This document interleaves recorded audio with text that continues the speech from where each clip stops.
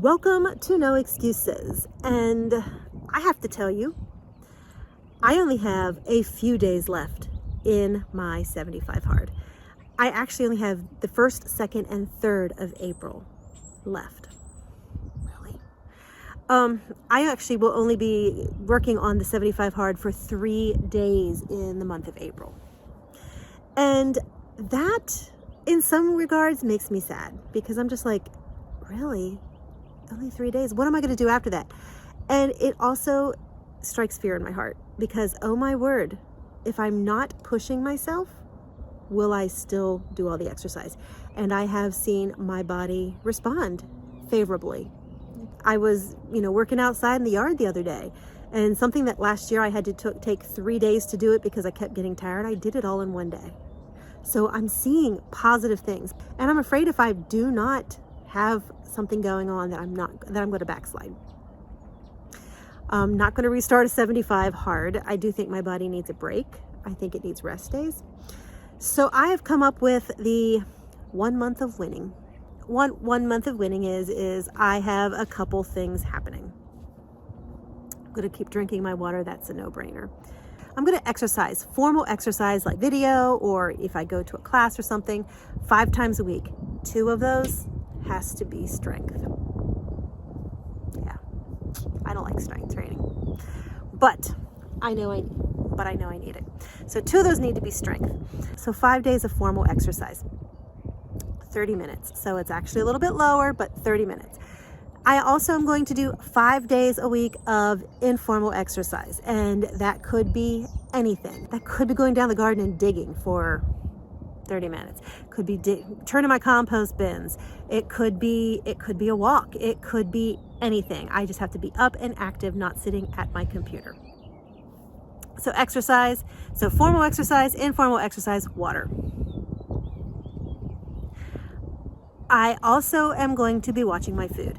Now, one of my big mistakes on 75 hard is I made my diet a little bit higher than I should have. I'm going to lower it back down to that level of where my body loses, and I am going to count it as a weekly. So I am aiming for 1,400 calories per day. That gives me 9,800 calories per the week. So if I eat 2,000 calories the first day, well, I better make up the difference the rest of the days. So that is my plan. I'm going to count it by the week. So I'm just going to start each week with a full count, and I'm going to deduct.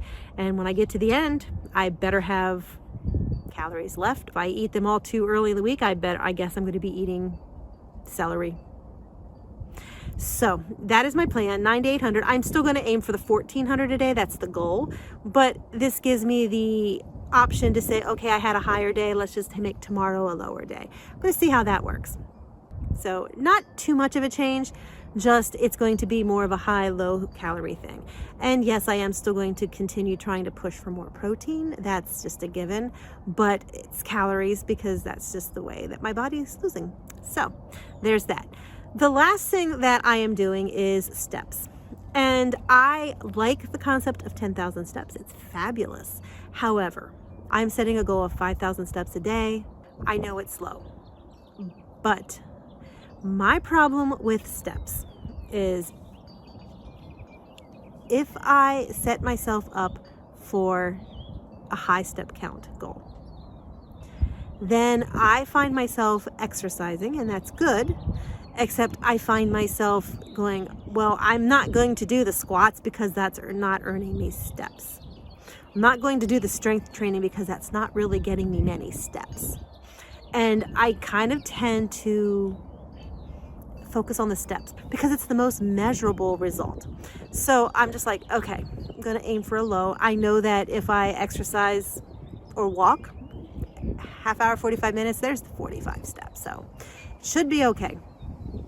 And the steps are the one that I'm just debating about. If I find myself focusing on that too much, I will drop that one. That is one that is fluid. But right now I'm going to try it at 5,000. We'll see. So yeah, 1 month of winning. I am not pushing for anything more than 1 month. We will reevaluate next month, but I'm giving myself a challenge. I'm giving myself a goal. And well, here we go. April, 1 month of winning.